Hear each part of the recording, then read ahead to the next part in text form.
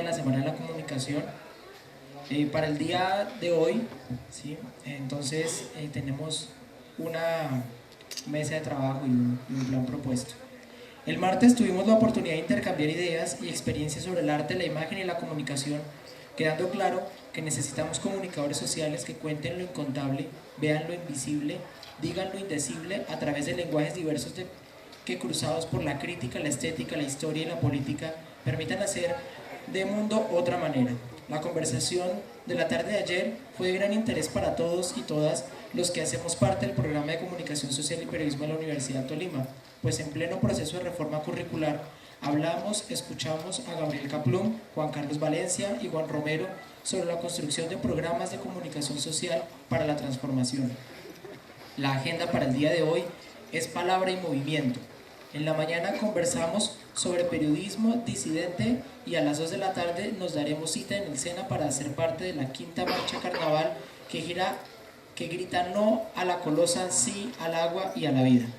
Para el diálogo de hoy contamos con la participación de varios invitadas e invitados. Primero tenemos a Ana María Millares, es licenciada en Comunicación Social y Periodismo de la Universidad Pontificia Bolivariana en Colombia, especialista en periodismo urbano de la misma universidad. Estudió el posgrado en Ciencias de la Información en la Universidad de Navarra, España. Profesora e investigadora de la Universidad Pontificia Bolivariana, en la que imparte cursos de opinión pública. Trabaja en la línea de investigación Comunicación, Ciudadanía y Política. Participó en el proyecto de investigación Agenda Periodística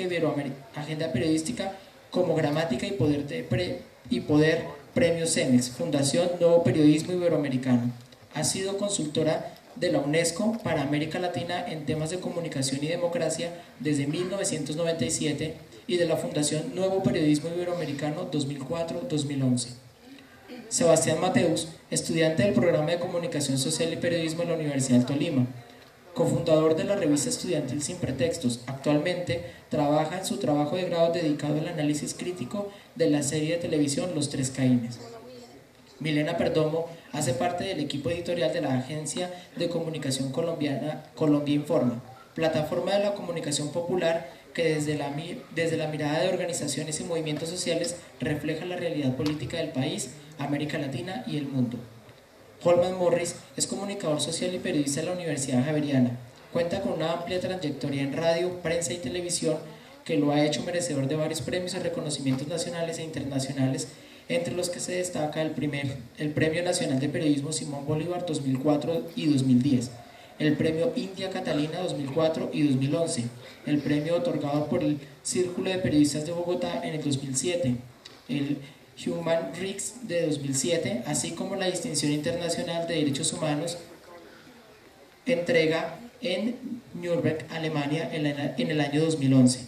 En el 2003 funda el programa periodístico Contravía, dedicado a dar voz a las víctimas de la guerra de este país.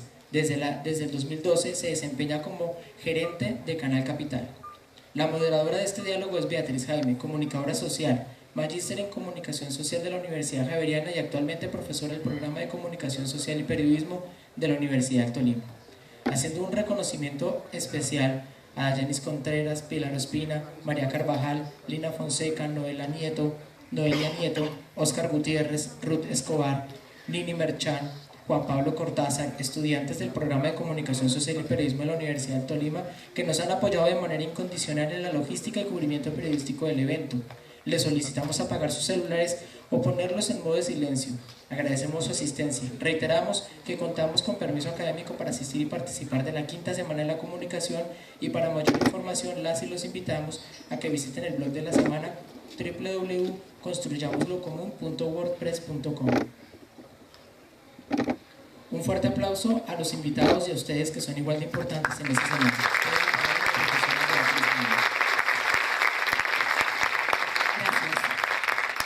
Buenos días. Es un gusto saludar y dar la bienvenida a estudiantes, y profesores y a los invitados que estarán mañana en este diálogo, y por supuesto a los invitados de hoy, profesora Ana María, bienvenida a la Universidad del Tolima. Periodista Holman, es un placer que este año se haya podido aceptar nuestra invitación. Gracias, Santiago, la compañera que hasta ahora descubro que está también en este diálogo. Muchas gracias por aceptar dialogar con nosotros sobre un tema que hemos denominado el periodismo disidente. Un nombre muy inspirado, profesora Ana María, en sus trabajos de investigación, en las publicaciones que usted ha hecho, concretamente en su libro El miedo al disenso.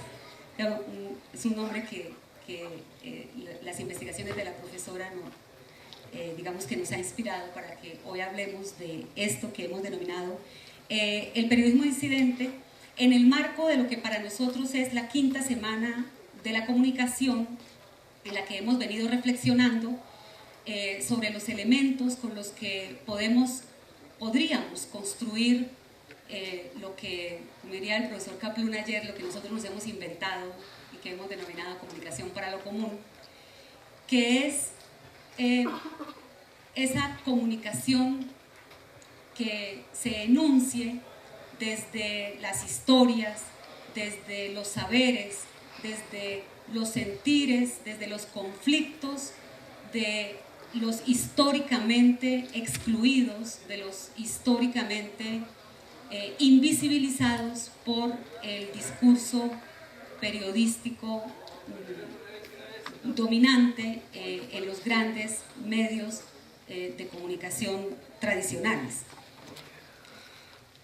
Cuando uno está en un escenario como este, rodeado mayoritariamente de comunicadores, pues uno creería que no resulta muy novedoso venir a declarar aquí que los medios o que el discurso periodístico tradicional maneja un discurso excluyente, que los medios tradicionales tienen unas estrategias de manipulación, etc.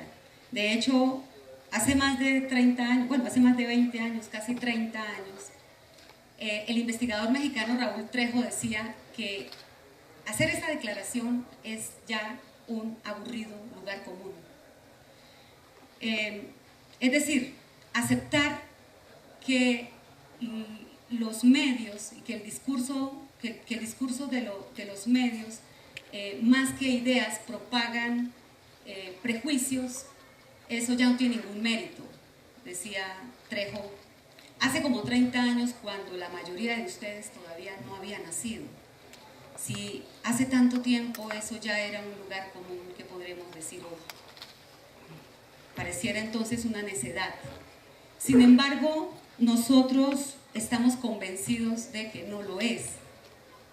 Más aún, creemos que la universidad, y digo la universidad en sentido genérico, la universidad está obligada a seguir investigando, a seguir identificando y a seguir sistematizando el conocimiento que de esas investigaciones se produzca en materia de descubrir, de identificar esas estrategias o esas formas de exclusión que manejan los medios de comunicación.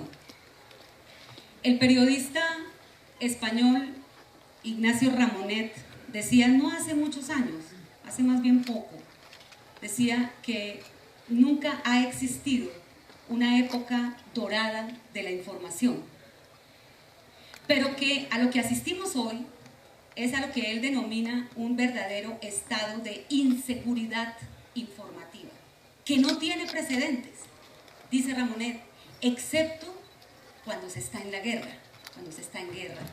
Pues nadie podía creer los titulares que hacían los medios de comunicación grandes o chicos, reputados o no, durante la Segunda Guerra Mundial, por ejemplo. ¿Quién podía creer lo que esos medios estaban diciendo? Se estaba en guerra. Si asumimos como verdadera la premisa de Ramonet, tenemos entonces que aceptar que nuestro país, Colombia, se encuentra desde hace más de medio siglo en un estado de inseguridad informativa, pues porque hace más de medio siglo estamos en guerra. Otra cosa es que esa guerra no se acepte en muchos momentos, que se niegue en muchos momentos, o que se denomine con eufemismos como ocurrió también en otros momentos. Esos eufemismos son los que el historiador norteamericano muy crítico de los medios de comunicación, Michael Parenti, denominó etiquetas. Él hace un análisis sobre lo que él denomina las etiquetas del periodismo. Las etiquetas periodísticas, gracias. Las etiquetas periodísticas, dice Parenti, son esas expresiones que se fabrican para restarle gravedad a los hechos que informan, a los hechos de guerra de los que informa el periodismo. El periodismo colombiano tiene múltiples etiquetas, ha fabricado múltiples etiquetas. Bueno, habría que decir que las etiquetas no siempre son fabricadas por los periodistas. De hecho, la mayoría de las veces son fabricadas por las fuentes de información que usan esos periodistas, pero que ellos salen y repiten en forma crítica. El periodismo colombiano, decía, ha fabricado múltiples etiquetas para describir, para narrar los hechos de guerra, pero entre las tantas que ha habido a lo largo de todo este más de medio siglo de guerra, una muy reciente que a mí me parece, a mi juicio es la más infame, es la más execrable, es esa expresión que usara el ministro de Defensa, hoy presidente de la República, durante el segundo gobierno de Álvaro Uribe: falsos positivos. Falso positivo es una expresión usada por el ministro en ese momento para denominar las ejecuciones extrajudiciales, o sea, los asesinatos cometidos por miembros del Ejército Nacional. Que el ministro usara una expresión como esa ya es muy grave porque lo que ella denota es un profundo desprecio por la vida humana, por los derechos humanos, por las víctimas de la guerra. Pero que los periodistas salieran a repetirla como lo han venido haciendo, en forma acrítica y como idiotas útiles, es doblemente grave. Entonces, hace más o menos unos 2 años y medio, yo estaba vinculada a la Universidad de Pamplona y estaba construyendo un problema de investigación para realizar un proyecto con el que quería vincularme a esta universidad, con el que finalmente me vinculé a esta universidad. Y estaba por esos días leyendo la investigación publicada por el CINEP, que denominó 23 años de falsos positivos, y leyendo a Parenti, y bueno, y digamos que gomosa yo con el estudio de ese fenómeno de las etiquetas, y deseosa de poder construir un proyecto de investigación que me permitiera vincularme a esta universidad. Empecé yo a preguntarle a la gente de la universidad, a los universitarios, es decir, a los profesores, a los estudiantes, ¿qué entendían por falso positivo? Y yo descubrí con horror que la gente no tenía en el 2011 total claridad sobre lo que significa falso positivo. Entonces, yo me preguntaba si las personas que tienen mediana escolaridad, que somos nosotros los universitarios, no tenemos total claridad sobre lo que significa esa expresión. ¿Qué podemos decir de la otra mayoría que hay en el país que no tiene acceso a una escolaridad ni pequeña ni grande, pues ni básica ni superior? ¿Qué podrán esas personas estar imaginando que es un falso positivo? Pero además, ¿qué será un falso positivo para los españoles cuando les llegan noticias sobre Colombia? Para los mexicanos, para los uruguayos, para los venezolanos. ¿Qué estará entendiendo el mundo por esa cosa que en Colombia llama falso positivo? Si nosotros mismos acá en Colombia no tenemos, digamos, total claridad sobre eso. Eso pasa con la guerra. ¿Qué me dicen ustedes de daño colateral? Daño colateral puede significar perfectamente 100 personas muertas, y eso es un daño colateral. Bueno, podemos seguir enumerando infinitas formas de esos usos, infinitas estrategias de exclusión, infinitas estrategias de manipulación, pero para los efectos que nos convocan hoy, y que tenemos invitados tan destacados en lo que cada uno hace, nosotros hemos diseñado unas preguntas, hemos formulado unas preguntas sobre las que debiera, digamos, hacerse la conversación de esta mañana. Yo voy a leer, son 4, yo las voy a leer las 4 de una vez, pues para que aquí tomemos la decisión de si comenzamos por la primera o por la última, o si la respondemos al mismo tiempo, o cómo hacemos el diálogo. En todo caso, las preguntas que nosotros hemos formulado son las siguientes. ¿Por qué debemos apostar a la construcción de un periodismo disidente al dominante? ¿Qué prácticas periodísticas y comunicativas deben generalizarse para garantizar la construcción de un periodismo disidente? ¿Por qué es necesaria y cómo se logra la visibilización del disenso y de los conflictos en la sociedad colombiana actual? ¿Y cuáles han sido los obstáculos que ha debido enfrentar y a su vez los avances conseguidos desde su práctica periodística? Bueno, aquí vamos a tener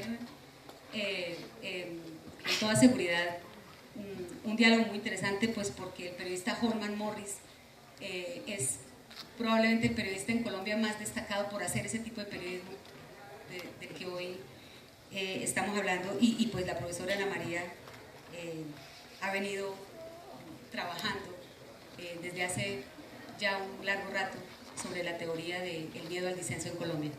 Bueno, pues entonces, ¿no tenemos más micrófonos? Ah, correcto.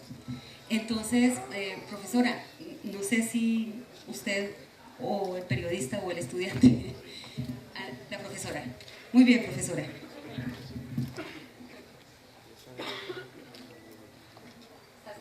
Ya, buenos días.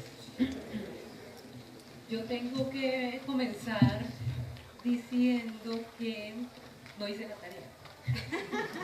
No, mentira, yo sí le hice las 4 preguntas. Pero tengo pues como comentarios también armados, digamos, de las preguntas.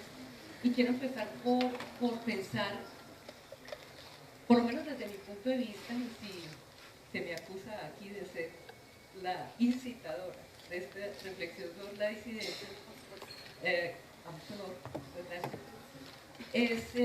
es que cuando yo escribí este libro en el año 2011, lo hice luego de 12 años de experiencia con el proyecto Voces Ciudadanas, que ha trabajado en la lógica del periodismo cívico, periodismo público, un periodismo para la participación de la ciudadanía, la construcción de agendas sobre los temas de interés colectivo, la puesta en público de esas agendas, bueno, y ya procesos, digamos, de, llamémoslo de momento, negociación política de esas agendas con los diferentes poderes. Pero a lo largo de esos 12 años, nosotros habíamos comenzado esta experiencia, digamos, ya que estoy en el ámbito académico, puedo pues mencionarlo, habíamos empezado muy en el horizonte de la teoría de Habermas, de la esfera pública, y de la deliberación para lograr acuerdos.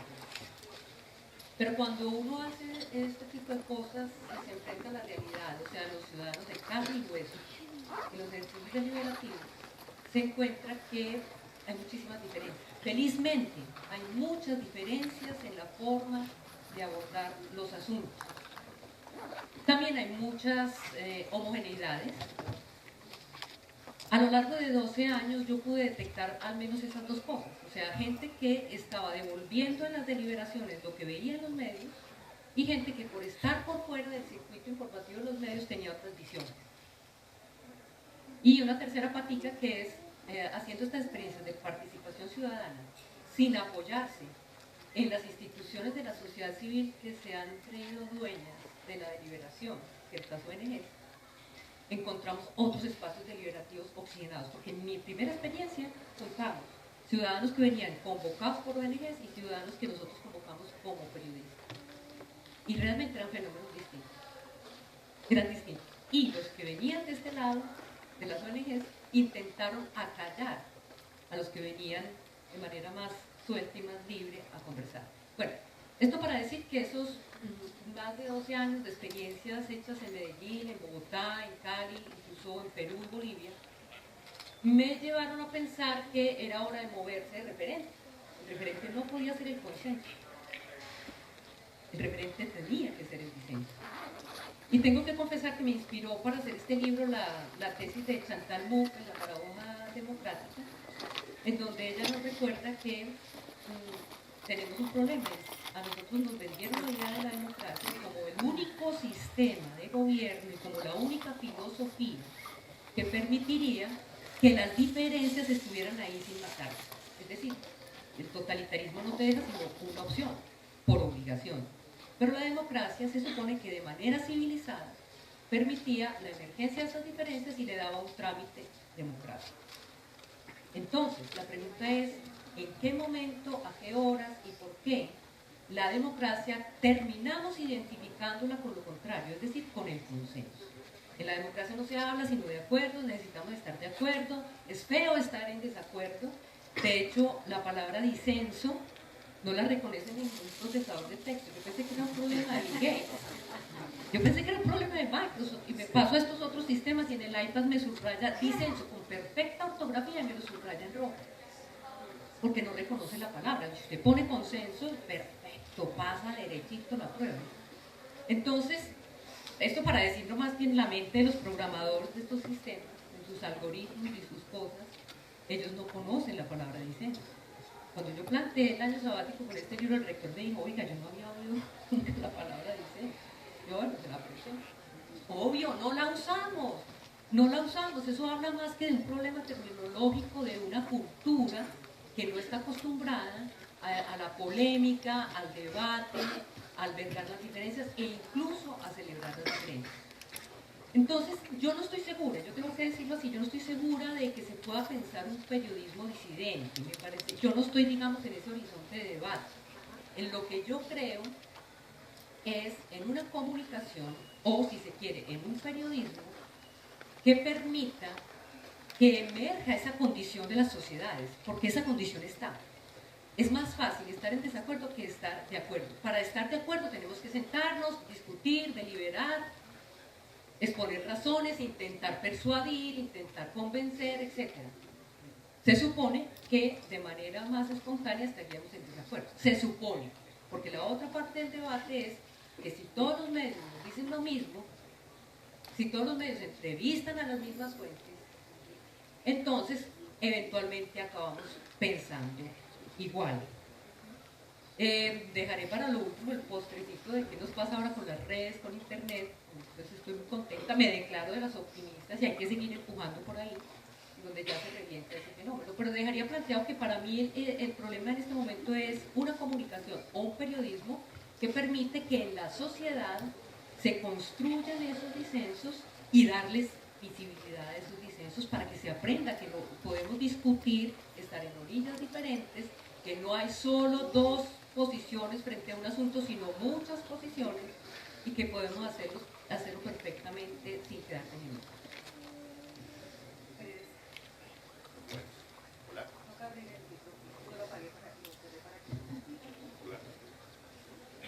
Hola, hola, ya. Bueno, primero que todo, las gracias a la Universidad del Tolima. Vale la pena contarles que hace el 15 de mayo, un día después del concierto de la Esperanza que nos inventamos en Canal Capital con Calle 13 y un grupo y varias agrupaciones, tuve la grata sorpresa que estudiantes de la Universidad del Tolima nos estaban visitando en las puertas del Canal Capital en una manifestación muy bonita, gritando y diciendo no a la censura del Canal Capital. Esto debido a que un minúsculo grupo de concejales de la ciudad de Bogotá querían agotar, acabar, invisibilizar la diferencia. Para retomar lo que está diciendo Ana María, dejo ese punto ahí y inicio con algunas reflexiones, algunos apuntes que yo tengo sobre la propuesta de periodismo disidente. Primero, yo no sé si haya periodismo disidente o si son disidentes los hombres y las mujeres. Si hay hombres y mujeres disidentes que aplican y hacen periodismo, y la disidencia está desde la mirada, desde donde uno mira, desde qué responsabilidad siente uno con su entorno, con su contexto, con su sociedad. Digamos, dejo como esa primera reflexión. Quizás, Ana María, lo que yo no provengo del mundo de la academia, sigo reportero del conflicto y ahora soy un convencido de la construcción de televisión pública verdadera y real en Colombia. Pero en esos años de reportería quizás para nosotros periodismo disidente fue lo que nosotros denominamos es estar en contravía, hacer un periodismo en contravía. Y son las reflexiones de 10 años del programa de televisión que estuve dirigiendo. ¿Qué era hacer un periodismo en contravía? Un periodismo en contravía era apostarle, y teníamos una frase muy bonita que era: porque tenemos memoria, seguimos en contravía. Un periodismo que le apostara a la memoria. Un periodismo, y esto siempre volvemos a decirlo en todos los escenarios, un periodismo que le apuntara a los contextos. Pero sobre todo y especialmente en la última década del país, y vale la pena contarles muchachos, que los picos de violencia más álgida, de barbarie más fuerte que ha vivido este país, no fueron ni en el siglo XIX ni en el siglo XX.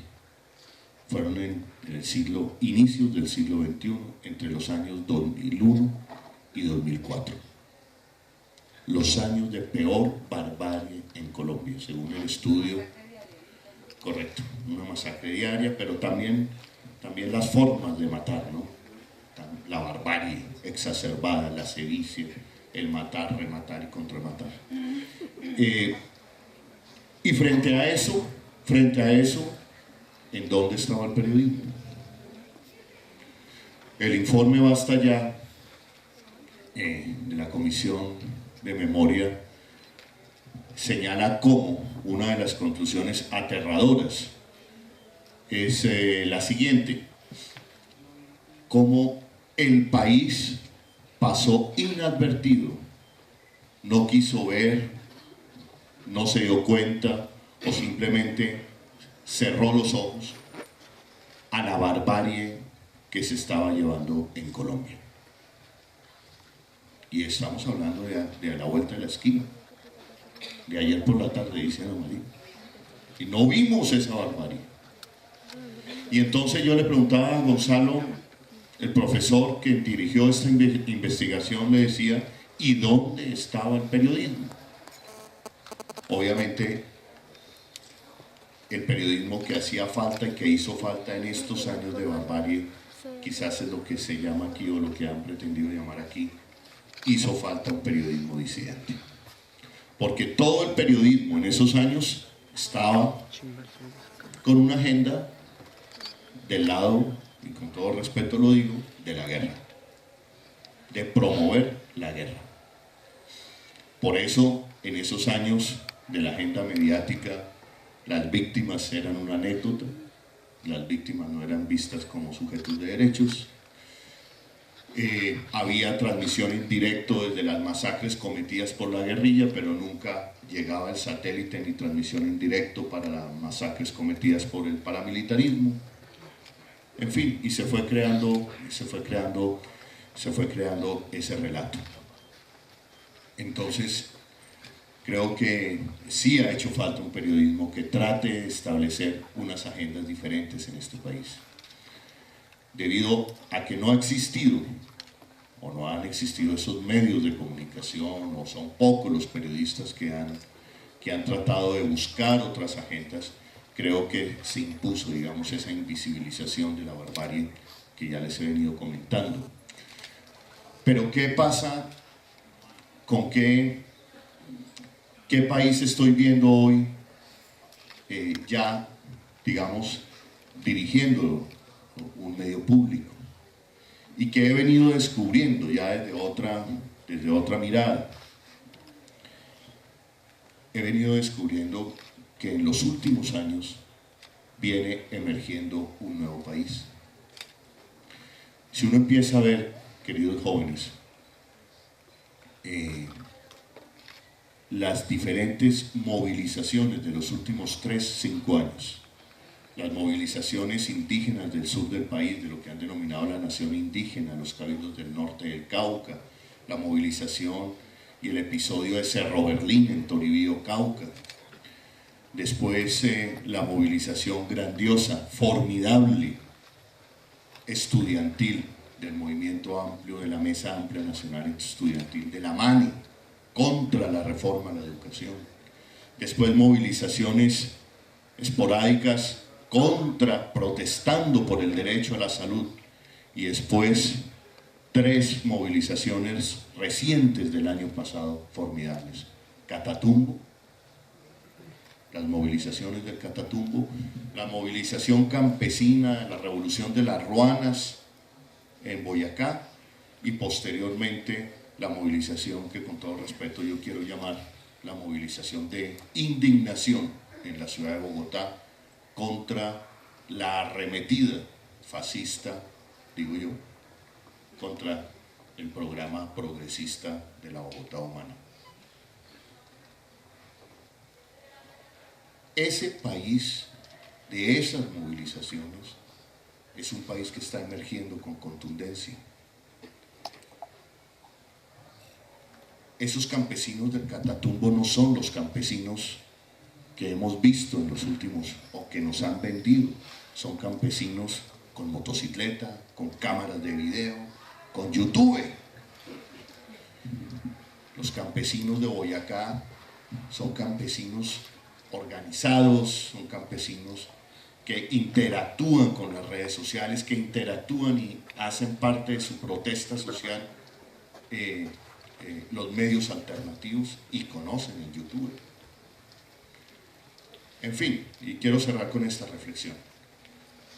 Ese país que para mí yo veo, ese país emergente, no está siendo reflejado por la gran prensa de este país.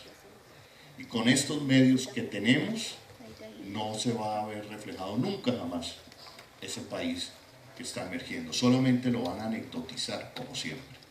Van a minimizar el proceso, la protesta social.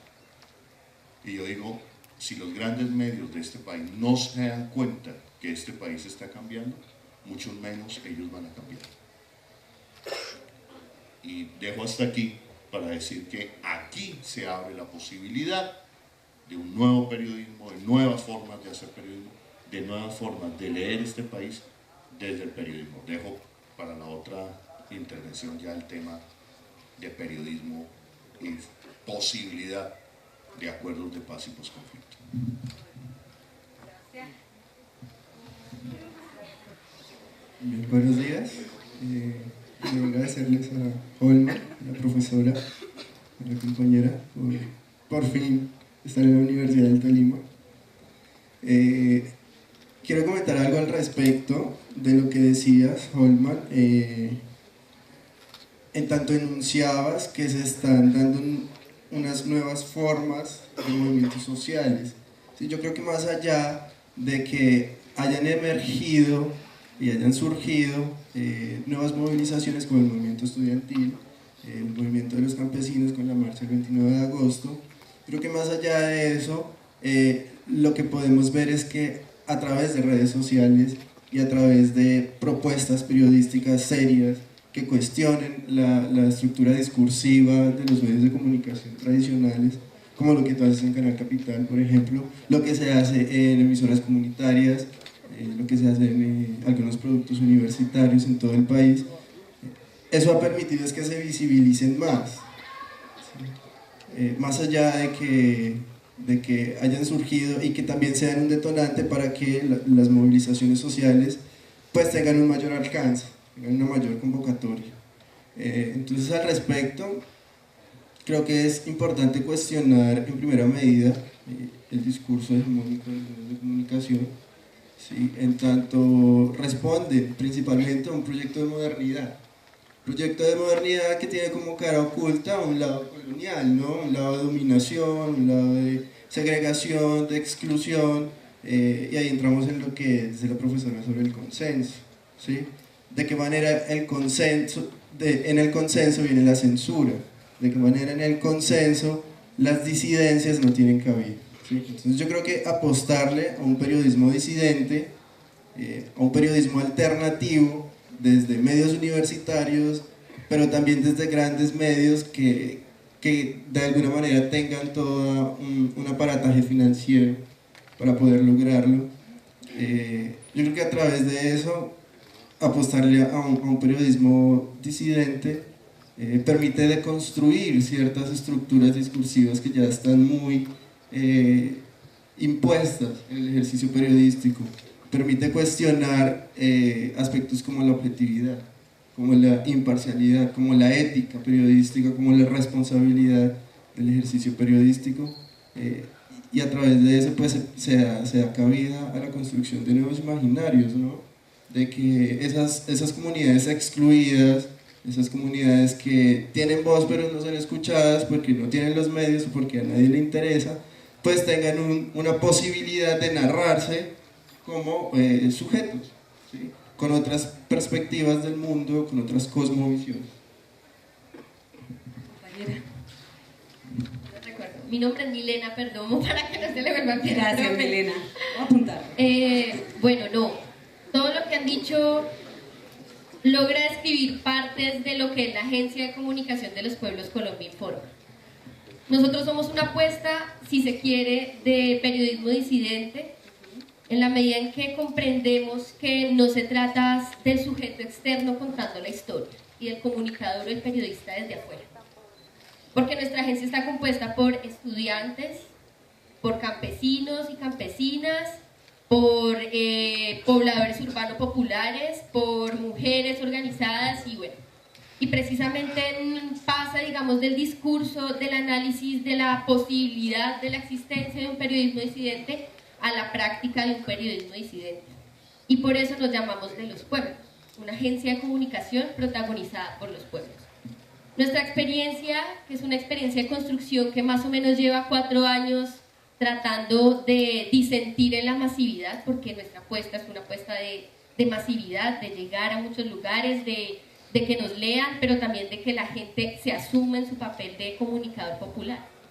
Creo que ya hablaron un poco de esto ayer, hablaron de eso de que todos y todas somos comunicadores y comunicadoras. En esa medida tenemos una historia para poner a rodar, y digamos que en ese sentido se condensaría toda esa teoría del asunto de disentir. Sobre eso vamos a hablar mañana, Milena. Sobre eso. Bueno, yo les cuento nuestra posición. Y pensamos también que es un periodismo de disensión en términos de que provoca que la gente se mueva. Nuestra agencia hace noticias precisamente para que la gente se piense en su realidad y la confronte. Y la confronte para la transformación. Y la confronte para la transformación de cara a un país que necesita construir vida digna. Y precisamente en eso llevamos unos años, tratando de hacer ese ejercicio. Creemos que sí es posible, lo hemos demostrado con ese trabajo lento, también una construcción de un estilo propio que pasa pues por la formación de la gente que está dentro de nuestro escenario, que como les decía no es el profesional de la comunicación, y que creo que también es un elemento fundamental para hacer periodismo disidente, y es perder el miedo. El primer paso para poder contar historias es perder el miedo, y el gran logro de nuestra agencia ha sido perder el miedo de precisamente ser perseguidos en un país donde precisamente la FLIP dice en su informe sobre el periodismo en 2013 que el riesgo más grande es cubrir la protesta social para el periodismo. Entonces nosotros decimos, bueno, vamos allí, vamos a perder el miedo, y los momentos más álgidos de trabajo de nuestra agencia han sido los momentos de movilización social. El paro agrario y popular del año pasado, que inicia con la movilización de los campesinos del Catatumbo, pero que luego se extiende no solamente por Boyacá, sino por Antioquia, con el asunto y el trabajo de los mineros organizados en el sur de Bolívar, el Bajo Cauca antioqueño y el nordeste, también con los indígenas en el Cauca, que también ha sido un ejemplo de movilización para este país muy importante, ya lo mencionaba Holman hace un rato. Las protestas han sido también como ese escenario donde nosotros nos hemos probado como comunicadores y hemos dicho hay que perder el miedo para disentir. Entonces creo que sí es posible hablar, digamos, de un periodismo disidente desde la perspectiva de perder el miedo para hacer, para contar historias, y sobre todo siendo los protagonistas de esas historias, que es lo que hace nuestra gente. Gracias, creo que es en ese... Sí, la profesora Ana María. Rapidez, el gatillo más rápido de los...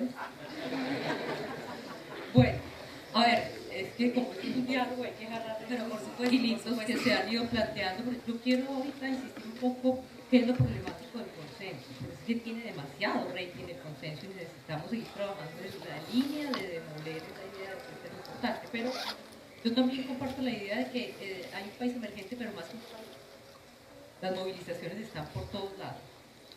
Y las movilizaciones, y es justamente lo que yo estoy trabajando en mi tesis doctoral, por eso estoy tan entusiasmada, y es que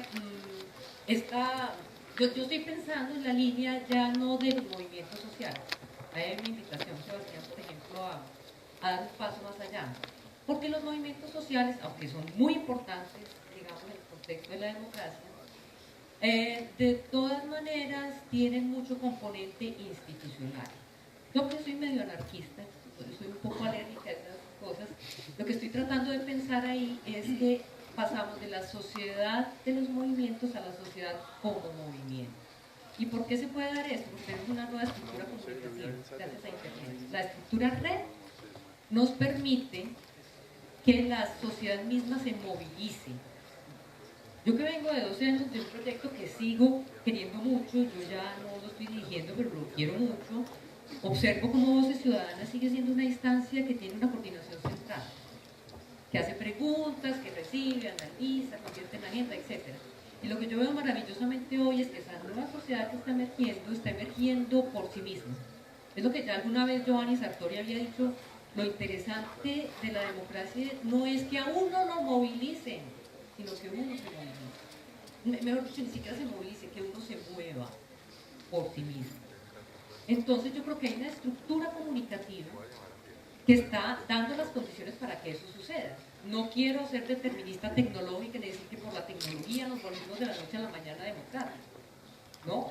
Uribe también usa Twitter, y ustedes saben para qué lo usan. Pues para regañar, para pegotearse en los proyectos, para acabar la democracia, para acabar las instituciones, para acabar la paz, para hacer contrapolítica, para hacer propaganda negra y un largo etcétera, porque tuitea no sé cuántas veces al día, eso está medido y eso ya se acaba de hacer un trabajo sobre eso. Entonces no quiere decir que es en las redes, no quiere decir que son las tecnologías, pero es que sí están saliendo voces que antes no tenían por dónde.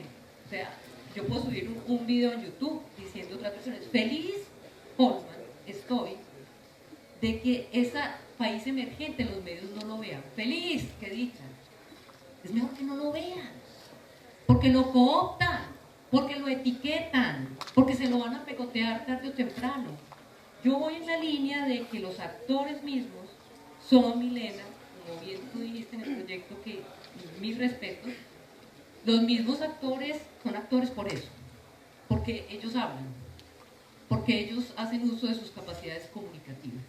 Entonces hay una trinca entre tecnologías y necesidad de hablar, que de todas maneras, Beatriz, yo creo que sí nos habla de un proyecto en común, porque es que ese es el reto.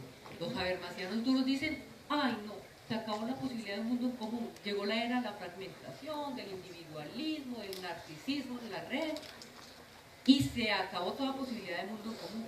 Miren, ese es un problema viejísimo de la filosofía. Yo quiero reivindicar aquí que el tema ni siquiera es el disenso, el tema es si somos capaces de ser pluralistas. Y eso yo lo había planteado a Hannah Arendt en sus últimas obras de la década de los 70. Hannah Arendt ya había dicho, el tema de una sociedad pluralista es que albergue las diferencias y todavía sea capaz de construir una vida en común. Es el mismo reto. Solo que es que ahora como nos dieron la palabra los ciudadanos de a pie, no nos sabían, no nos la tomamos. Entonces ahora sí hay fragmentación, horror de horror. Entonces me parece que es buenísimo que los medios no lo vean. Y creo que no lo van a ver, y vuelvo al tema del consenso, y perdón si me quitan la palabra, pues... No señora, ni más falta. Tiene la palabra. Es que yo sostengo que nunca lo van a poder ver, el país emergente. Ellos van a ser van a tener una relación parasitaria con los... Entonces citan a Twitter y hacen 3 comentarios de 3 ciudadanos. Lo mismo que era el Vox Pop clásico que yo siempre criticaba en las aulas nuestras. Ay, vaya y salga, entrevista a 3 personas en la calle con 3 foticos y el ciudadano habló. No, eso es un ejercicio ahí de apariencia. Yo creo que no van a poderlo ver porque, bueno, vuelvo como a la argumentación del libro, es porque el problema del consenso en el discurso periodístico no está ligado solamente a lo que vemos en la superficie y es como la confabulación con los poderes desde el periodismo, sino que está dentro mismo de la estructura del discurso y del procedimiento periodístico. Por eso, Beatriz, celebro que ustedes estén pensando en reforma curricular, porque yo creo que aquí, y me da pena pues decirlo delante de periodistas, yo sé que vos sos un periodista diferente, hay que declarar una guerra a la noticia. Hay que declarar la guerra al formato de la noticia tal como ha sido planteada. Ahí está el problema, ahí empieza el consenso. ¿Qué es noticia? Todos decimos lo mismo. ¿Por qué? Porque hay unos criterios para ver qué es noticia. Pero aparte de esos criterios, yo miro la competencia. ¿Qué va a hacer este periódico hoy? ¿Qué va a hacer esta emisora hoy? Para que no me chiveen. Y es una competencia no para mostrar lo diferente, sino para mostrar lo mismo. Y se encuentran todos en las mismas ruedas de prensa y con las mismas fuentes. Y excluyen de la misma manera al ciudadano, y el ciudadano como víctima fue lo primero que nos topamos nosotros hace 12 años en Voces Ciudadanas. El ciudadano sí aparece en los medios, pero llorando porque la señora porque le mataron al marido, porque le desaparecieron un hijo, o fue víctima de uno de esos falsos positivos. Uy, tengo que hacer un comentario sobre eso. Pero bueno, el punto es que miren, desde la construcción de agenda por el criterio de noticias, desde el uso de las mismas fuentes y desde la estructura misma del discurso periodístico, va a ser imposible romper la lógica del consenso. La lógica del consenso está dentro de la estructura periodística. No es una idea tampoco original mía, Pierre Bourdieu sobre la televisión ya lo dijo. O sea, esto es, las categorías de percepción de los periodistas son las mismas, aquí y en Cafarnaúm. Son unas lentes que nos ponemos para ver la realidad y después nos sorprendemos, ay, todos la vimos igual. Esa es la realidad, esa es la verdad, porque todos decimos lo mismo. Entonces, bien, Sebastián, me parece que por ahí va la cosa, o sea, cuestionemos el principio de objetividad, el principio de verdad y todas esas categorías que hacían del periodismo lo que es. Y pues la idea iría en intentar esas nuevas formas de lectura de la realidad. ¿Qué pasa? Yo creo que nos está arrollando en la realidad, o sea, ya es la gente la que nos está comunicando directamente. No quiero decir que todo es válido, ni que estamos celebrando la posmodernidad y el relativismo, no. Pero hay ejercicios muy válidos de comunicación que están siendo facilitados por estas tecnologías. No sé, tengo que decir otra cosita sobre el consenso, si me permiten. Diga. Para dejarlo claro es, mi preocupación con el consenso, yo sé que da miedo hablar del no consenso, porque la gente ahí mismo piensa, y si después se quedan aterrados, piensa que la sociedad se va a disolver. O sea, se asocia consenso con orden y disenso con caos, desorden, disolución de lo social. Ahí empieza la cosa. Ahí está, para mí, el nudo del problema. Y el problema entonces es, ¿cómo no sabemos distinguir que en la política, o sea, distinguir los términos, la política y lo político? Lo político como lo filosófico, la política como la actividad. Uno puede reconocer que en la actividad política es necesario que haya algunos acuerdos. Ejemplo, proceso de paz. Venimos de unas diferencias prácticamente irreconciliables, pero se le está haciendo una apuesta de política, no para pensar todos igual, sino para resolver un asunto. Entonces ahí estamos en el plano de la política, de la acción política. Pero no renunciamos ni siquiera después de ese acuerdo a las diferencias en lo político. Y sabemos que podemos seguir viviendo ahí, que eventualmente hacemos acuerdos temporales siempre revisables en el campo de la política y mantenemos radicalmente las diferencias en el campo de lo político. Pero se nos está haciendo una invitación peligrosísima a que desaparezcamos las diferencias de lo político, lo que suena ya directamente a una propuesta de carácter totalitario. Entonces ahí me parece que está la confusión y que ahí está lo peligroso de un pensamiento del consenso. Entonces no quiere decir que no se logren acuerdos, sino que es dónde nos situamos y cómo no renunciamos a nuestras diferencias radicales.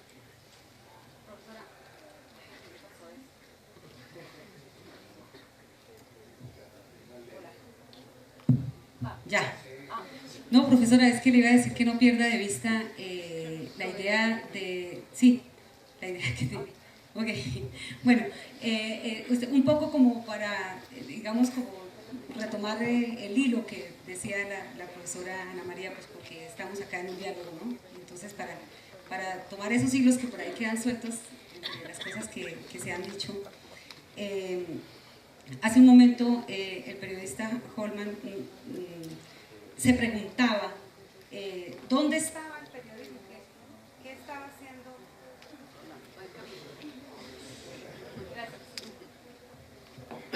¿Qué estaba haciendo el periodismo colombiano a comienzos del año 2000, a comienzos de los, ¿sí? O sea, durante esos años de barbarie, ¿qué estaba haciendo el periodismo? ¿Por qué no se vio la barbarie? ¿Por qué no vimos el horror? ¿Por qué no nos mostraron el horror? Y en el primer día de esta semana de la comunicación, aquí tuvimos invitados que hablaron un poco de las imágenes del horror y que de alguna manera expresaban que los colombianos estamos cansados, decían algunos de las personas que intervinieron en el primer día de diálogo acá, estamos cansados de que los medios nos reiteren tanto el tema de la guerra. Fíjese usted, periodista, que es decir, casi paradójico eso, es decir, el primer día estábamos acá, o aquí hubo personas que dijeron estamos hastiados de imágenes de horror, estamos hastiados del tema de la guerra, y usted viene hoy a decirnos, a preguntarse qué estaba haciendo el periodismo, qué ha estado haciendo el periodismo en ese momento y qué ha hecho el periodismo, que no nos ha mostrado las imágenes de horror, que no nos ha mostrado ese tema. Aquí retomo con la provocación que hace Ana María, con el tema de invisibilizar o visibilizar. Y retomo con lo que tú dices. Yo digo que en este país ha existido una apuesta por décadas por invisibilizar el conflicto, la barbarie del conflicto.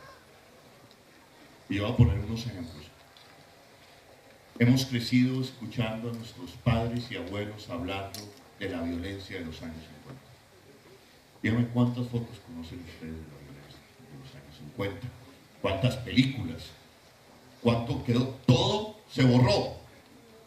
¿Cuántas fotografías conoces tú? ¿Cuántos archivos históricos, en qué museo de este país hay una colección de retratos profusa sobre la violencia de los hombres. No existe. Son contadas. Y una o dos que rastreé, permanecen escondidas. Porque eso no se puede mostrar. Y hay relatos, si uno camina estos caminos en la subregión, en las regiones, y se va encontrando con unos relatos pavorosos de violencia de los años 50 que no están ni siquiera retratados en los libros de historia, ¿no es cierto? A excepción del famoso libro de Umaña, Valls, en fin. Ok. Después venimos de esta nueva ola de violencia. Este país ha hablado, y aquí es donde digo que eso de que estamos hastiados de las imágenes de guerra, eso no es cierto. A este país se le ha mostrado la barbarie de la guerrilla. Pero a este país no se le ha mostrado toda la barbarie. En este país hubo más de 20 escuelas de formación de jóvenes para descuartizar personas. Ni siquiera esos muchachos, que fueron decenas los que pasaron por esas escuelas de formación para descuartizar personas, ni siquiera Justicia y Paz sabe dónde están en este momento. A nosotros nos contaron relatos de que aquí se jugaba fútbol con la cabeza de las víctimas. Eso es cierto. ¿Ustedes lo vieron? ¿Ustedes han dimensionado esa barbarie? Una de las masacres más pavorosas por todo lo que la rodea en su impunidad, El Salado. El Salado, en el sur de Bolívar. Nosotros, yo, encontré el video de la Comisión del Cuerpo Técnico de Investigaciones refundido en un archivo 11 años después. No lo conocía el país y lo revelamos en el documental En Impunity. Por eso digo, Ana María, aquí ha existido un esfuerzo permanente, sistemático, por invisibilizar la barbarie de este país. Yo he aprendido como periodista que la mejor forma de combatir la barbarie es mostrándola y contándola.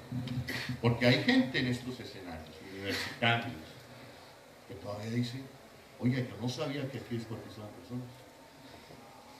Un poquito más y le dice: yo no sabía que estábamos en guerra. Yo no sabía que aquí había paramilitares.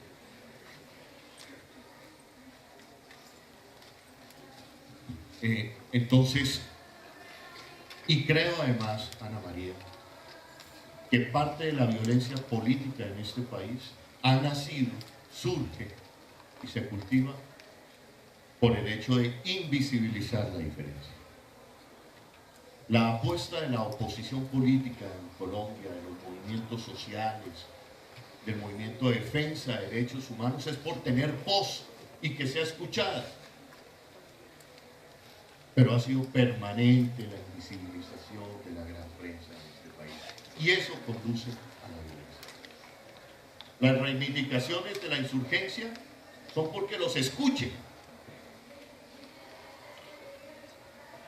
Muchas veces porque querer ser escuchado. Ahora, bien, ahora irrumpen las nuevas tecnologías y como yo recuerdo el campesino de Boyacá diciéndole al ESMAD: eso, quiebreme los vidrios que esta noche está en YouTube. Eso es una revolución. Eso es una revolución. ¿No es cierto? Pero yo sí digo, y digo que el nombre de la paz en este país es visibilizar la diferencia. Creo profundamente en eso. En que por fin la televisión pública, y aquí hablo de lo que estoy tratando de hacer desde el Canal Capital, que por fin haya una televisión pública que interlocute a la diferencia al ciudadano. Que lo interlocute. Por eso entonces nos dicen: oye, ¿ustedes por qué tienen un programa de hip hop? El hip hop en este país es una nueva ciudadanía. Es un movimiento que solamente en Bogotá tiene más de 100.000 pelados y la mayoría mujeres. Son las nuevas ciudadanías. Movimiento LGBTI, movimiento ambientalista, movimiento animalista.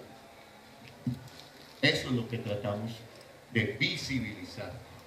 Yo digo invisibilizar esas nuevas ciudadanías, antes invisibilizar la diferencia política, es lo que ha contribuido en buena manera en este país a que haya violencia, a que haya gente que de alguna manera se abran los espacios para decir: yo existo, yo pienso diferente, yo quiero ser escuchado, yo tengo esta propuesta de país.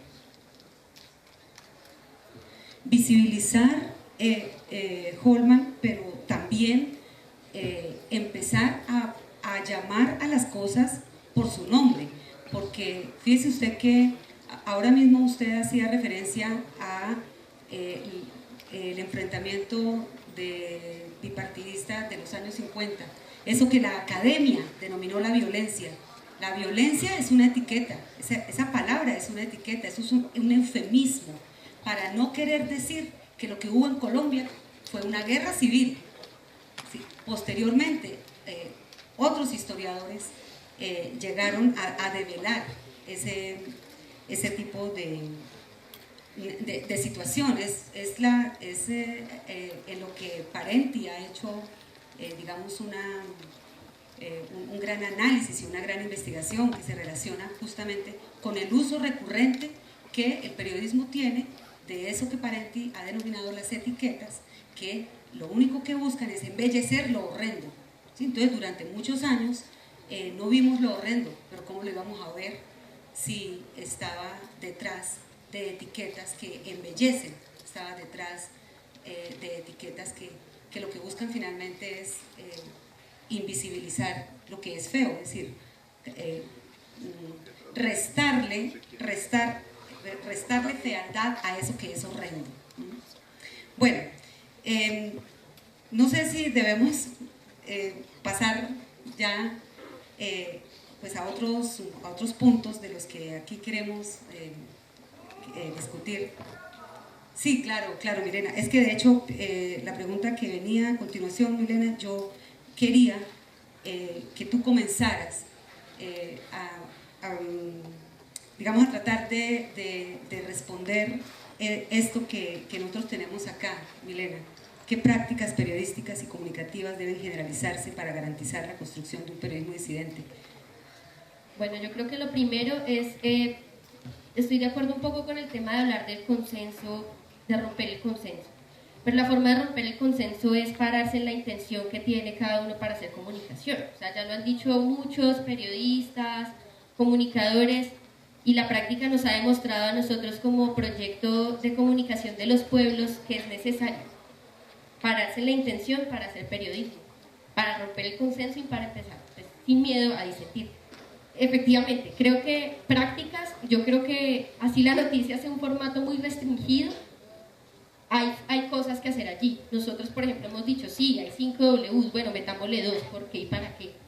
¿Por qué pasan estas cosas y para qué, digamos, por ejemplo, se movilizan hoy por el agua las personas que se están oponiendo a la colosa? O sea, creo que no se trata de, sí, ahí está, digamos, el asunto del pensamiento hegemónico metido hasta la profundidad, que es el tema de un formato, digamos, restringido. Pero que yo tenga no sé cuánto espacio en una crónica o un reportaje no es garantía de que, por ejemplo, vaya a ser un periodismo disidente. ¿Sí? Lo que considero es que precisamente pararse desde ese lugar de preguntar un poco más de lo que usualmente se pregunta es importante. Y sobre todo pensar en que las fuentes no tienen que ser expertos solamente. Se trata también de que los pueblos somos las fuentes y que no nos dé miedo ni pena protagonizar nuestras acciones. Nosotros somos los sujetos históricos de las transformaciones y hay que asumir ese papel con todo el honor, con toda la responsabilidad que eso acarrea. Y también precisamente asumir esa responsabilidad pasa como por pensar que no solamente se trata de hablar de la diferencia discursivamente, eso va a trastocar estructuras de poder y va a trastocar el tema y tiene que pasar en algún momento por la estructura económica. y es que precisamente cuando nosotros hablamos de No a la Colosa, no estamos hablando de No a la Colosa como un proyecto de país en abstracto, sino absolutamente concreto, y estamos hablando de que es un proyecto de país que pasa por unos intereses económicos y que precisamente el consenso existe y existe el ataque a la diferencia y existe la masividad que no permite ser como que todos seamos con otros, porque es un proyecto de país que viene andando hace mucho tiempo, que lo vienen andando hace mucho tiempo unos privilegiados, no es un capricho solamente discursivo, es una práctica que tiene intereses económicos, políticos, culturales, y que se refleja en uno más de los escenarios de la vida, que es la información, y que allí también, digamos, la información tiene que provocar también, y es provocar, eso es lo más bonito, digamos, que creo que se ha dicho aquí, y es que hay que llegar a provocar, a sacar a la gente. Que usted salga también pasa por el hecho de que alguien me haya dicho algo. El chisme, por ejemplo, ha funcionado históricamente en las sociedades, ay, el meme, ahora en Facebook, ¿sí? Pero eso mueve a la gente, y la gente sale a las calles, y cuando la gente sale a las calles pasa lo que pasó en Argentina en el 2001, pasa lo que pasó en Venezuela, pasa lo que ha pasado en todos lados, en Ecuador. La gente se mueve y trastoca el poder, y lo trastoca desde su raíz política, económica, cultural, no solamente en términos discursivos. La noticia, la información, lo que nosotros hacemos también responde a ese tipo de cosas. Creo que es importante pensarlo así, y que ahí estamos como protagonistas, que no nos dé miedo entonces a protagonizar nuestra historia, y que seguramente siempre va a haber respuestas a eso. Las masacres, la criminalización, porque también los medios se han encargado en gran parte de criminalizar la protesta social, son una respuesta precisamente a que no solamente se están diciendo cositas, no solamente se están diciendo verdades, se está atacando de alguna forma con la intención menos inocente, que es la menos inocente, y eso sí lo digo, el periodismo es intencional, de trastocar esas estructuras de poder y esas estructuras de poder económico. Sebastián. Bien, al respecto, considero indispensable pensarse en primera medida dos puntos. Uno, que es necesario perder el miedo para poder polemizar, para poder problematizar. Algo que decía Holman hace un rato, es que los medios de comunicación tradicionales no solo se han encargado de invisibilizar, sino de narrar a su manera, ¿sí? Ejemplo de ello, pues, todas las noches, la serie de Pablo Escobar, serie de Tres Caínes, entre otros contenidos televisivos, ¿sí? Y pues también sucede mucho en prensa, donde se criminaliza la diferencia, donde se le da un tinte político negativo a lo que quiere surgir a partir del periodismo y a partir de las voces ciudadanas. Entonces, en esa medida, creo que deben de construirse en primera medida las prácticas vigentes que tiene el periodismo actualmente, y eso nos va a permitir en cierto modo pues poder polemizar los contenidos. Más allá de eso, desde el ámbito universitario, que es el que me compete en esta conversación, considero que es indispensable generar procesos de creación crítica. Esos procesos de creación crítica deben ir fundamentados en toda una estructura ideológica capaz de nuevamente polemizar los contenidos, ¿sí?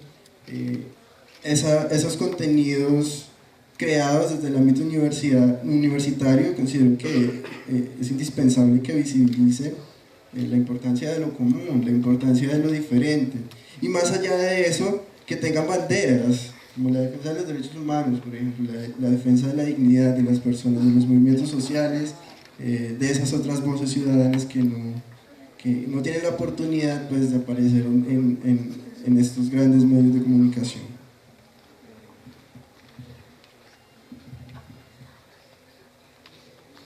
Bueno, no es tarea fácil, no es tarea fácil, pero yo diría que sensatamente hay que empezar por donde plantean aquí otra cosa, la tarea es el problema de ustedes. Ahí les dejamos el confitito. Pero sí hay que empezar, creo, por revisar esas prácticas, porque es que es increíble, o sea, eso está viticoleando, la idea de la objetividad en la sala de redacción y la idea de que es una versión con uno y con el otro que dice lo contrario ya quedó transmitido. Pedirle a Canal Capital objetividad a los Caracol y RCN, que nosotros tenemos que ser objetivos frente a la caída del alcalde. El diablo haciendo hostias. Dándonos El diablo clase español, hostias. Darío Arizmendi dándonos clase de... Ahí están pintados. Sí, sí. Pero el problema está en que no se ha dado el debate de que no es, yo estoy ahí con Bandic. El periodismo es un discurso sobre algo que llamamos realidad, entre comillas. ¿Cierto? Porque entonces el periodismo se resuelve fácil, se le quitan las comillas y está en la realidad, se la muestra. No. Entonces, no se ha debatido cuál es el problema de la objetividad. La objetividad es una trampa. Si seguimos la línea de Bandic, todo relato tiene un punto de vista. Entonces hagamos el juego de múltiples puntos de vista, o vamos incluso a Wittgenstein, es que le damos filosofía. Ver aspectos de la realidad, yo veo esto, pero cabe en todos los aspectos. Damos una sociedad que piensa y que tiene elementos. Yo siempre he creído, digamos, ahorita estoy un poco más por fuera de pensar dentro del periodismo. Estoy pensando en la sociedad, ¿qué hace con estas nuevas posibilidades? Pero si tuviera que pensar dentro del periodismo, yo diría que es volver a lo que se nos dijo que había que hacer siempre bien. Una buena reportería, en que muestre cosas, en que se narren diferentes versiones de los asuntos. Pero ahí es donde viene un poco lo que tú decías, Ana María, que no es suficiente eso. Es decir, el ver, no es ver lo que siempre hemos querido ver. Exacto. Hay que cambiar Hay un país, vuelvo al discurso, hay un país que está irrumpiendo, nuevo. ¿Queremos verlo o no queremos verlo? ¿Queremos contarlo o no queremos contarlo? ¿Queremos asfixiarlo como ha sido tradición histórica en este país? Perdona, te interrumpí, perdón. No, pero está bien, o sea, eso es solo, está bien, es una parte importante, y la pregunta por qué vemos es centralísima. ¿Qué vemos? O sea, porque ahí empieza el proceso. ¿Cómo puede decirse que habíamos tenido un periodismo objetivo si es un proceso de selección? Empiece por ahí. Y un proceso de selección es qué es lo que usted ve y qué es lo que deja por fuera de su campo de visión. Entonces hay que empezar a plantearse qué es lo que hemos querido ver hasta ahora y qué es lo que no hemos querido ver. Pero a mí ya no me preocupa tanto eso, porque la gente está mostrando, o sea, del yo que tú planteabas, del yo quiero que me escuchen, creo que estamos pasando al yo hablo. Yo hablo y hago clic y publico. ¿Que cuántos me leen? Bueno, estamos empezando. Pero qué rico que me vean más. Qué rico si pegó en la televisión. Bueno, por añadidura. ¿Sabes cómo terminé el texto del tercer capítulo? Los dos primeros son los críticos y pesimistas, y el tercero es el optimista. O sea, es como incluso John King, que piensa muy bacano en la televisión pública, el servicio público de la televisión, un politólogo que hace pensando eso, mi respeto. Entonces él plantea cómo debe cambiar esa noción del servicio público de la televisión, pero hace también otro planteamiento, y es que a lo que estamos abocados, y lo dijo no ayer por la tarde, hace como bastante más, que iba a llegar el día en que el sistema de medios de comunicación, digamos lo tradicional, el sistema masivo de medios, no iba a ser tan central. Es que se iba a volver un poquito más, iba a ser un nodo más dentro de una vasta red de comunicación. Y yo lo estoy pensando en esa línea. O sea, cómo ese nodo existe, hoy puede tirarse en el proceso de paz. Tienes toda la razón. Llamándonos al juicio, es importante hoy esa visibilidad en ese sistema, en ese nodo que todavía está muy fuerte ahí.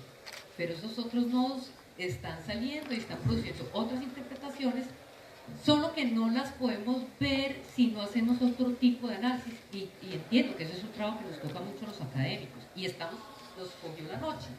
Y es ver cómo están emergiendo otros temas y se están configurando redes alrededor de esos temas.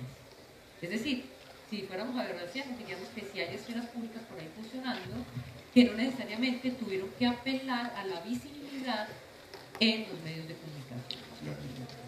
Yo contestar esta pregunta que me interesa. Ana María decía, a ustedes les toca, digamos, de alguna manera subvertir el orden mediático. Yo no les puedo decir lo mismo, a mí me toca, hoy, y estoy, y nuevamente reafirmo, me encanta ir en contravía. Entonces, ¿qué pistas? Me atrevo, Ana María, a intentar unas pistas, que es lo que yo he venido descubriendo en estos 2 años. Uno, decir claramente en dónde está parado nuestro medio de comunicación. Eso que la objetividad y que somos neutrales, carreta. Canal Capital está parado en la defensa y la promoción de los derechos humanos y la cultura de paz.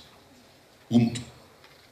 Y desde ahí construimos agenda.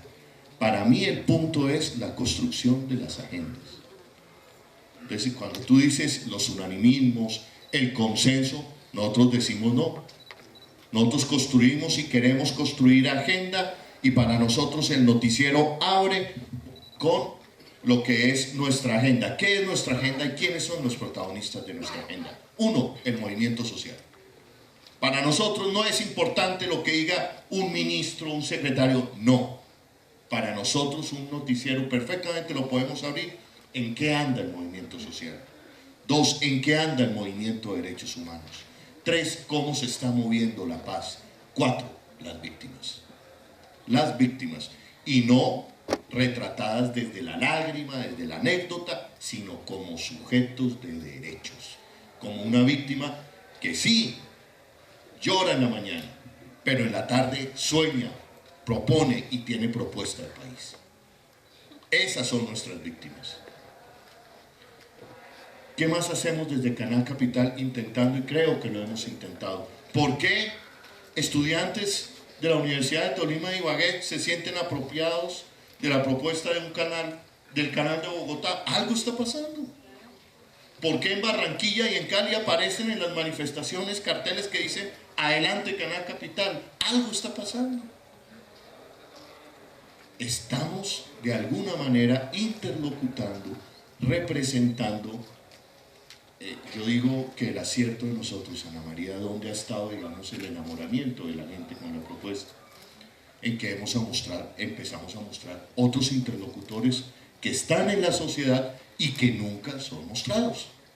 Porque El Tiempo, Caracol, RCN dice los mismos de siempre, los autorizados, las voces autorizadas, y dejan, hay un país grandote que viene y se queda y se asfixia en el embudo mediático, que lo están asfixiando ese país. Pero la gente está buscando verse representada, buscando verse en ese espejo que es la televisión. Entonces, nosotros, por ejemplo, algo que nos satisface en Canal Capital es haber cogido, digamos, toda esa gran cantidad, y nos faltan y nos seguirán faltando, toda esa gran cantidad de líderes sociales de este país, que la historia oficial ha invisibilizado, que nuestros jóvenes no conocen, pero que en la región, en las comunidades están ahí vivos, su pensamiento vivo. Álvaro Urquechucue, por poner un ejemplo.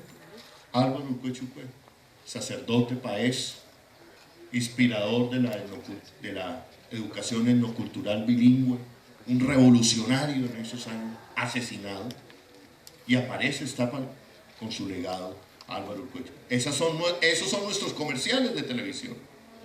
Héctor Abad Faciolís, el papá. Gómez.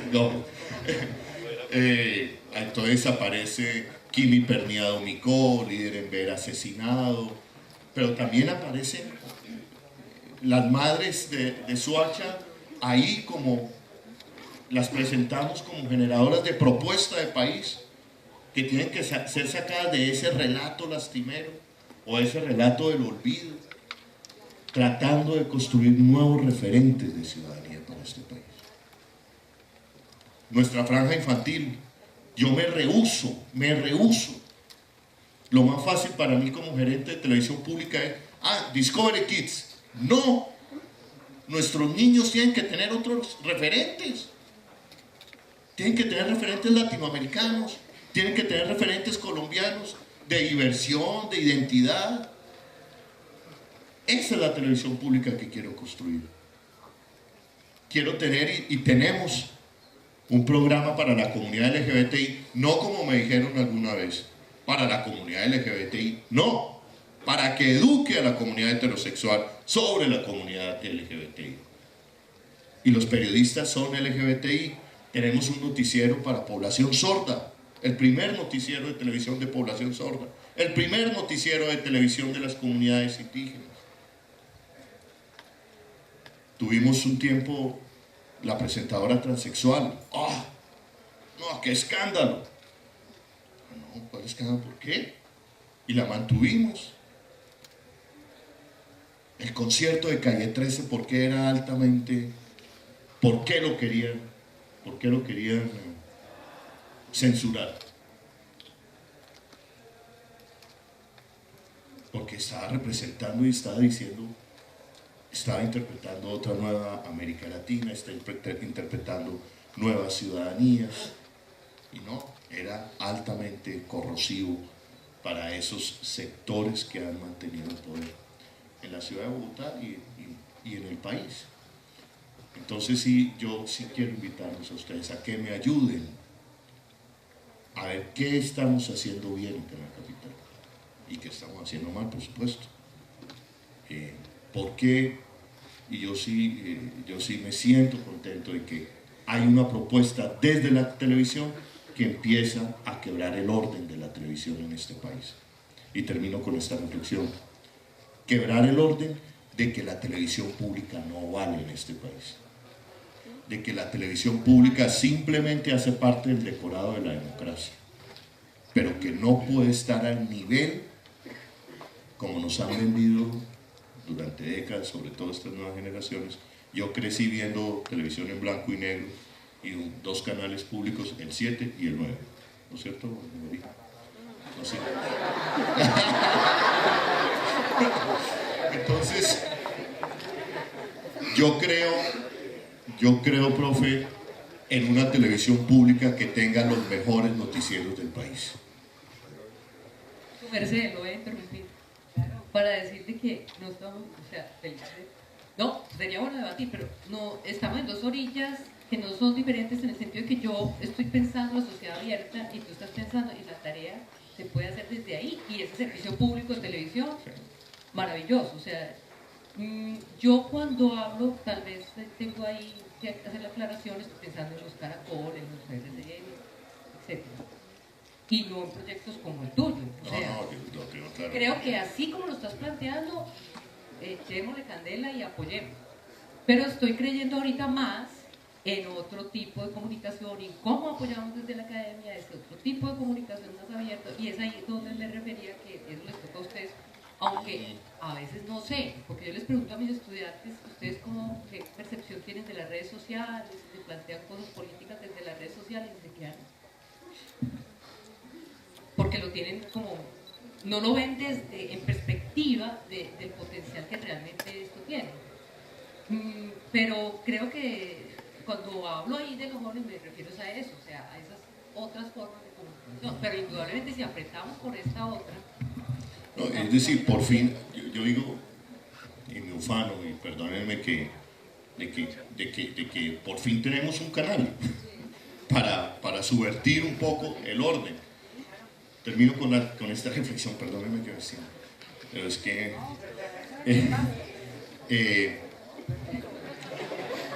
¿por qué Canal Capital televisó los discursos desde el balcón? TV Petro y Canal Capital acabó con el periodismo de este país. Darío Arizmendi diciendo eso. Hágame el pequeño favor. Que por qué convocaban, nosotros no convocamos la movilización, carajo. Pero sí decíamos, algo está pasando en la plaza. Pero lo más simpático para mí es lo siguiente: la gente se quedó con el discurso del balcón. Es decir, la crítica era no más balcón, titular funesto para Semana, pero propio de Semana. En fin, no se le puede pedir peras al horno, ¿no es cierto? Pero lo interesante era lo que estaba pasando abajo del balcón. Lo interesante era lo que estaba pasando abajo del balcón. Lo que le daba miedo a ciertos sectores de este país era lo que estaba pasando abajo del balcón. Que algunos medios, Blue, hay una mano de marihuaneros y esorreros, no tienen derecho a manifestarse. Y eso creen que por eso iban a deslegitimar la protesta. ¿Qué estaba pasando abajo del balcón? Como yo lo veo, como yo lo interpreto. Esa gente que llegó esos días a la convocatoria del balcón, esa gente llegaba indignada, con un alto criterio de la democracia, no eran movilizaciones partidistas, que es, ahí no estaba el progresismo, además porque el progresismo no hay. No, ahí estaban los estudiantes de la Javeriana, de la Nacional, estaban los recicladores, los ambientalistas, el movimiento LGBTI, un nuevo país ahí también, retratado e indignado. Si me permite también decir dos cosas. Uno, no sé si es un nuevo país, yo lo cuestiono, yo creo que este país ha existido siempre. Lo que pasa es que es eso, su voz donde ha estado históricamente marginada. Y es peligroso, digamos, lo siento así, hablar de un nuevo país porque es que los problemas han sido históricos. La exclusión es histórica, el hecho de que las mujeres no tengan un espacio en la televisión, por ejemplo, como si pasan como que en la capital pasan ni reinas ni cenicientas, bueno, en fin. Como nos pasa a nosotros en la Agencia de Comunicación de los Pueblos, o sea, pusimos una categoría que se llama género, para que las mujeres cuenten sus historias y digan, sí, desde la perspectiva de las mujeres así se vive una movilización. Entonces creo que realmente lo que ha pasado es que ese país ha existido siempre, pero a través, uno, de la criminalización, porque también hay que decirlo así, los medios contribuyen constantemente a que esas prácticas no solamente se ignoren, sino que además de que se ignoren, se criminalicen y se empiecen a reducir a expresiones o mínimas dentro de la movilización o que se identifiquen con esos imaginarios negativos que la sociedad puede tener de los sujetos, digamos, que se movilizan. Y eso pasaba en las movilizaciones estudiantiles de la Mesa Amplia Nacional Estudiantil, en el paro agrario, bueno. Y poner como tres cositas ahí sobre el tema de cómo, digamos, se puede avanzar hacia una práctica de un periodismo disidente, un periodismo distinto, que creo que lo hemos hecho también y lo han hecho históricamente muchas iniciativas en el país, desde el periódico que alguna vez sacó la Asociación Nacional de Usuarios Campesinos, desde las radios del tejido de comunicación de la CIN, desde, bueno, en fin, muchos medios alternativos, independientes del país, y que también, por ejemplo, hemos aprendido de experiencias grandísimas yo lo llamo hermanitos mayores que tenemos como Prensa Latina, que es, por ejemplo, uno de los referentes de nuestra agencia. Pues obviamente un gran referente, García Márquez, Rodolfo Walsh, bueno, en fin, pero un gran referente. Y por ejemplo otras iniciativas que nos han acompañado como pares, siendo también históricas, como el periódico Marcha de Argentina, con quien contamos también como un par de movilización, la gente del Frente Popular Darío Santillán, que también ha sido muy importante en esta iniciativa de 4 años que lleva la agencia. ¿Qué hemos descubierto como en este tiempo? Uno, esos aportes para la construcción de lo común necesitan reflejar al sujeto ignorado desde el sujeto ignorado, no desde otro lugar. O sea, que ese sujeto se protagonice su historia.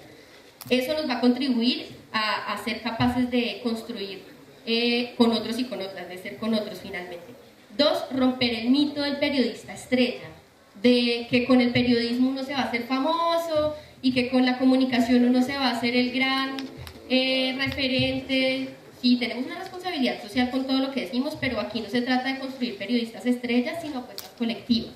Y esa es la agencia, una apuesta colectiva de trabajo social y político a través de la tribuna de la comunicación y de la comunicación también como el escenario que hay que romper como restringido. Y 3, que desde la noticia, preguntándole un poco más a la realidad, es posible también contar, privilegiando constantemente el contraste de fuentes. Eso me parece muy importante. Contrastar fuentes, pero no como un requisito, porque no es un requisito contrastar fuentes, es una necesidad.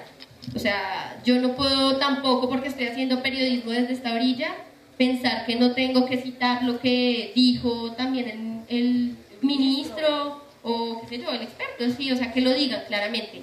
Pero yo intencionalmente voy a poner también la fuente mía, voy a ponerme ahí en las líneas para que también haya realmente una interlocución y se construya una realidad y si no cuestiono eso, objetiva en términos de que eso está pasando, o sea, ese es el objeto, digamos, este es el objeto conocido, digamos que yo lo pongo en esos términos de objeto conocido, sujeto conocedor, y esa es la realidad objetiva.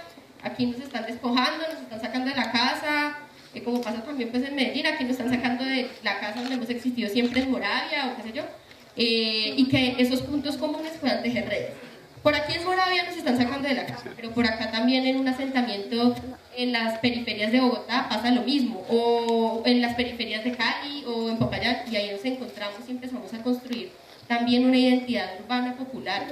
O sea, yo no la estoy poniendo tampoco como medio, pero ustedes mismos, que son los protagonistas, han identificado problemáticas comunes que les van a permitir unirse a futuro para construir eso que decíamos, que es un país para la vida digna, porque esa es la intención también, así como decías, como de dónde está parado Canal Capital. Nosotros como Agencia de Comunicación de los Pueblos Colombia Informa nos paramos desde la perspectiva de la necesidad de construir un país para la vida digna. No, es que perfecto. Lo que yo quiero cuestionar es que la realidad no está ahí, no es una cosa estática que vamos a ir a retratar, sino que está siendo producida, y eso me lleva a pensar otra vez el problema de las fuentes. Las fuentes son instituciones, organizaciones o personas con intereses. El no verlas así es que genera esa deificación de la fuente, como que también es muy cómodo para hacer periodismo, ¿no? Citar y chao. Entonces, el asunto que invito a pensar, pero hacen esa línea, o van ustedes en el proyecto, es que no pensemos la realidad como esa cosa que está allá, sino como producida por unos agentes. Y al estar producida por unos agentes me lleva a replantear el problema de las fuentes. Entonces ya no es si solo expertos o no expertos, el debate va un poco más al fondo, es decir, todos, hasta los que me suenan mejor a mí, también tienen intereses. Entonces son actores con intereses, vamos a ponerlos todos a que se vean. Por eso yo creo que es más importante pensar que, o sea, ¿por qué hablamos de disidencia aquí? Porque yo siento, todos sentimos que estamos en un ambiente de consenso nefasto. Y más se ve con esta selección. Sí, o sea, bipolares no en el sentido de la enfermedad, aunque también siempre se nos plantean esos dos polos, y hay un polo siempre bueno y hay un polo siempre malo. Entonces nosotros vivimos en esa falta de pluralismo. ¿Por qué hablamos de disenso-consenso? Porque estamos atosigados por el consenso. Lo ideal es que habláramos de pluralismo. Pluralismo sí es un norte, es un objetivo de vida, es un objetivo filosófico, de trabajo, que es con el que realmente uno debe moverse. Pero desde que estemos hablando todavía de disenso-consenso es porque estamos realmente atrapados en estos juegos tan cerrados, tan impuestos desde otras lógicas dominantes. Bueno, hace un momento decía Milena que el periodismo es intencional, decía Holman, que el medio tiene que decir, tiene que enunciarse, tiene que decir desde dónde está parado. Y Richard Kapuscinski nos enseñó eso hace más de 50 años, y decía la profesora Ana María, todavía está en boga, y todavía uno escucha gritar a la gente de los medios que este es un medio objetivo. Todavía pasa eso, a pesar de que desde hace casi un poco más de medio siglo se supone que se derrumbó el mito de la objetividad periodística, etc. Pero bueno, vamos a hacer una última ronda para darle paso al auditorio que está queriendo expresarse desde hace mucho rato, y que pues nosotros nos hemos hoy tomado la palabra y no hemos terminado. Bueno, para terminar vamos a hacer aquí, profesora Ana María, Holman, Milena, Sebastián, una última ronda de intervenciones de ustedes, un poco para que digamos, cómo visibilizamos el disenso, profesora Ana María, Holman, los obstáculos con los que se tiene que enfrentar la práctica periodística, Milena, los obstáculos, Sebastián, es eso. Obstáculos. Voy a comentarles un caso personal. Obstáculos en Ibagué, principalmente, no aparecen las víctimas del conflicto. Y quiero ser específico en contar por qué digo esto. Para mi trabajo de investigación intento encontrar víctimas y me encuentro con respuestas de, por ejemplo, fundaciones que convocan víctimas, que niegan la presencia de víctimas, específicamente el fenómeno del paramilitarismo en el Tolima, ¿sí? Dicen que no, que es que en el Tolima el fenómeno del paramilitarismo nunca ha existido, ¿sí? Y son fuentes que en una primera instancia uno cree confiables, ¿sí? Víctimas de las FARC, de los helenos, hay por todos lados, en estas fundaciones, cosa que, bueno, en cierta medida es importante que se mencione, ¿sí? Pero no es toda la verdad. Y ese es el reto que tenemos nosotros aquí como periodistas, como comunicadores, y es contar la verdad completa. Sí, aquí hay víctimas, pero es que aquí también las hay, ¿sí? Y caso específico, mesa de víctimas del departamento, por ejemplo, niega que hablen, ¿sí? Se preocupa porque no hablen y porque no expresen su posición frente a, por ejemplo, contenidos televisivos como 3KM. No permiten que ellas se vean, disientan o no se vean representadas en ese tipo de contenidos. No les permiten hablar, ¿sí? Eso por una parte. Por otra parte, creo que no es un secreto, es un grave inconveniente el problema de la financiación de todos estos medios. Si bien las redes sociales tienen un alcance, en algún momento es necesario, pero un poquito más, ¿no? Lo ideal es que esas manifestaciones por redes sociales pues vayan acompañadas de proyectos como Canal Capital, por ejemplo, que estén las dos posturas, que le permitan pues a las personas que no son escuchadas pues manifestarse por diversas plataformas informativas, ¿sí? Eso. Principales obstáculos. Yo creo que ya hemos mencionado varios a lo largo de la sesión. Uno, evidentemente que existe un periodismo, o digamos unos medios masivos de información, conglomerados de medios, y que son efectivamente empresas que responden a intereses de gente que tiene un proyecto de país y que lo logra reflejar en sus medios. El primer obstáculo, evidentemente. El segundo, creo que en su ejercicio esos medios criminalizan el ejercicio de nosotros, que nos han puesto en un papel nos han victimizado de alguna forma y lo siguen haciendo constantemente, y no a nosotros como medios, sino a los sujetos que cuentan la historia, ¿sí? Y obviamente también a los medios, pero también, sí, o sea, no es en vano que un informe de la FLIP diga que es imposible casi cubrir la protesta social. Nosotros lo hemos vivido en muchas ocasiones. A nuestros periodistas, que son reporteros que pues, desde nuestro ejercicio no son pues los reporteros reconocidos en las regiones, pero son reporteros, los agreden y no pasa nada. Por ahí estaba rondando una imagen en redes sociales que mostraba varios tamaños de cámaras, digamos, fotográficas, y decía como el tamaño de tu cámara es el tamaño de tus derechos, refiriéndose al tema del periodista, del colombiano que agrede el ESMAD el 1 de mayo pasado en Medellín. Y a nosotros nos han golpeado periodistas, nos han herido periodistas con gases, el ESMAD en más de una ocasión, y no ha pasado nada. Entonces también es eso, como, además de que, digamos, sí hay como una falsa estela de la libertad de prensa en el país, los que son los otros, quédense allí, que si los golpean, denuncien. Bueno, en ese sentido, esas también son como las dificultades. La que menciona Sebastián me parece muy importante, y es que la financiación es compleja, pero cuando se tejen redes y el trabajo colectivo y es también como las ganas, la necesidad de ver la transformación del país, la que motiva a hacer comunicación, a hacer periodismo. Esta vaina se sostiene en el tiempo. Lo decimos porque igual en una agencia es un esfuerzo importante, y pues plata no tenemos mucha plata, pero ha sido ese trabajo colectivo y ha sido que el sujeto, el movimiento social encarne y que protagonice esta vaina lo que ha permitido que surja la apuesta. Entonces, sí hay obstáculos un montón, pero que también creo que hay que resaltar que el trabajo colectivo, que el enraizamiento con el movimiento social y con el pueblo mismo permite que esas dificultades sean como accesorias cuando se tiene un proyecto también de país claro. Porque aquí digamos que los obstáculos se superan si nosotros también nos paramos como para hablar de qué proyecto de país queremos.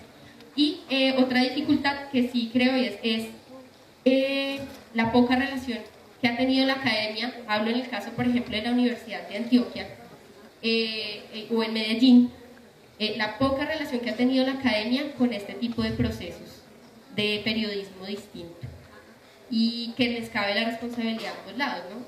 A ambos lados les cae la responsabilidad que a este no le interesa al otro, a este mucho menos, y no se han encontrado. Y esos encuentros, como el que ha provocado esta oportunidad, que además no la saludé en un principio, pero que quisiera hacerla, y decir que es muy importante que en una universidad se provoquen este tipo de espacios desde la institucionalidad y no desde los estudiantes, como se ocurre en muchos lugares. Los estudiantes han provocado en muchos lugares este tipo de discusiones, pero con el peso de la institucionalidad es una cosa distinta. Con el peso de que la universidad sea la que lo convoque, digamos, es muy agradable sentir como apuestas distintas, que es posible, que si hay espacios donde podemos hablar, que hay espacios donde podemos generar alianzas, generar, digamos, complicidades para hacer esto, que es transformar.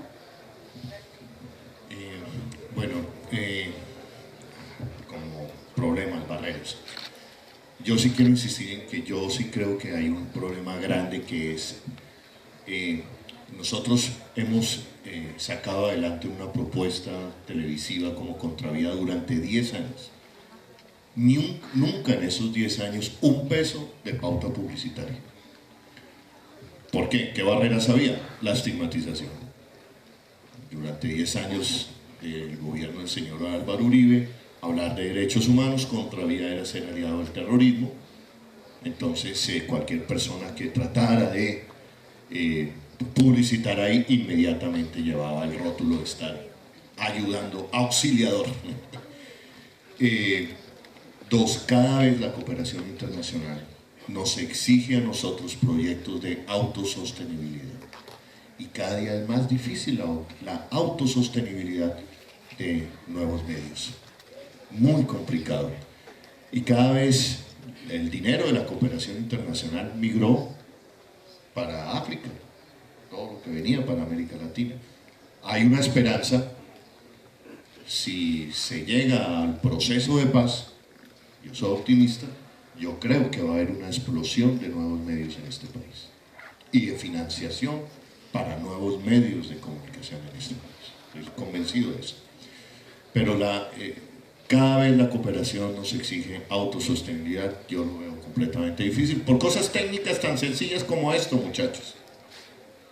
En los Estados Unidos, hace ratos, eso ya está inventado, que la gente hace un aporte al blog o al medio alternativo, lo hace a través de tarjeta de crédito.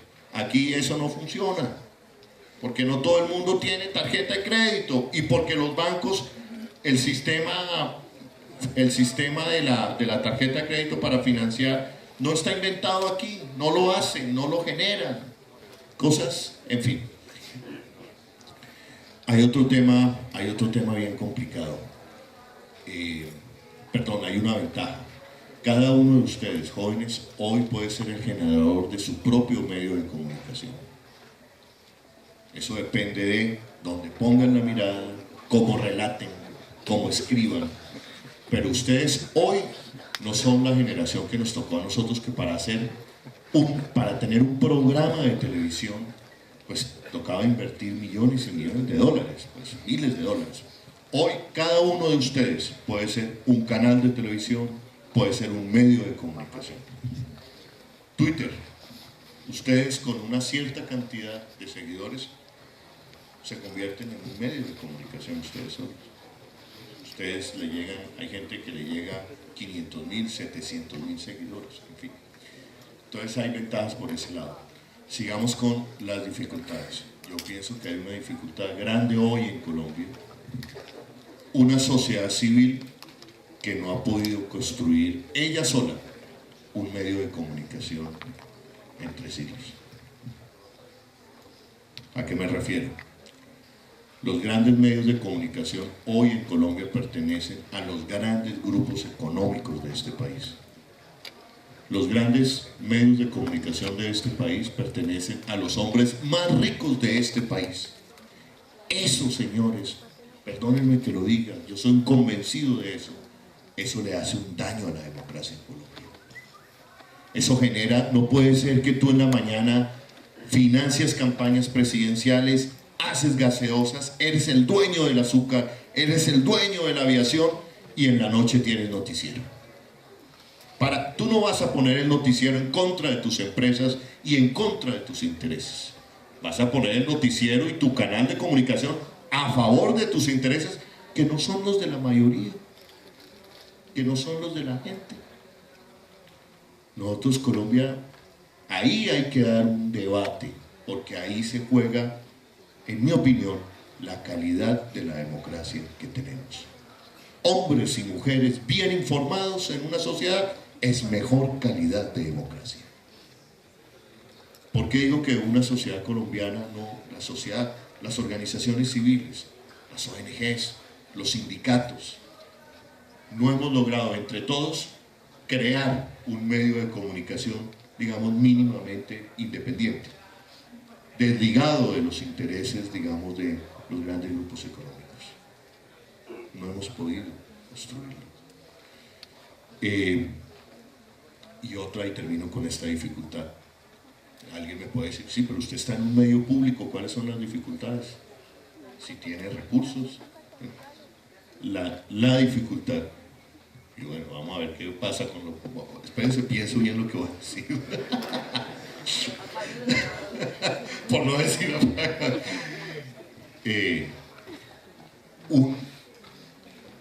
La censura se esconde con un aparente control político.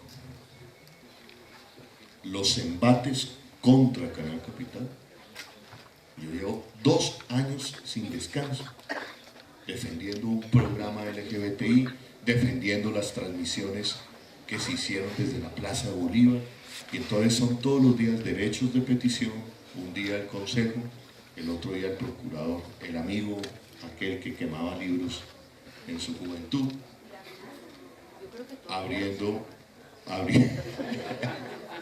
y lo dije, lo está diciendo ella, yo no puedo decir. Y pedidos de la Procuraduría a los periodistas preguntándoles, ¿ustedes por qué hicieron esa pregunta? Ojo con eso. Un consejo de Bogotá, 2 o 3 concejales que mandan derechos de petición diciéndome cuántos funcionarios pertenecientes a la comunidad LGBTI tiene usted. Yo no voy a contestar eso. Y con eso me arman un debate. Y claro, eso logra tener titulares. Ahora con el concierto de Calle 13, que un concejal del PIN, con lo que eso significa, uno solo, haya armado semejante debate contra el concierto de Calle 13 y él solo haya puesto la agenda política de Bogotá durante una semana, y que el periódico El Espectador le haya dado portada solamente porque era el concierto de la Bogotá, en contra de toda la propuesta de Canal Capital. Pero también los riesgos para la vida misma suya, Eso. las amenazas. Ya. A partir del 16 de junio, ayer había un Twitter muy simpático en la noche.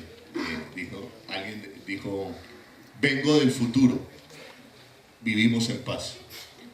Y yo le contesté, vengo del futuro, mi cuarto exilio. No quiero ser pesimista, no, pero es latente, digamos, que durante los últimos años, como nunca antes, un gobierno enfiló todas sus fuerzas para estigmatizarnos, amenazarnos y sacarnos del país, y lo lograron.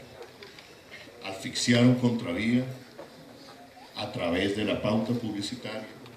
Después vino toda la cacería criminal por parte del DAS, hoy impune, y esa impunidad va a seguir, va a hacer que sigan existiendo más chuzadas, más interceptaciones, o como lo está anunciando el candidato presidente hoy, el señor Oscar Iván Zuluaga, cuando le preguntan, y la señora María del Pilar Hurtado, pido garantías para ella. Pues, yo digo, yo pido garantías es para las víctimas. Entonces, entre chuzadores se entienden. Entonces, Sí. ya vas viendo el panorama. Empiezo por esta última parte y es Holman.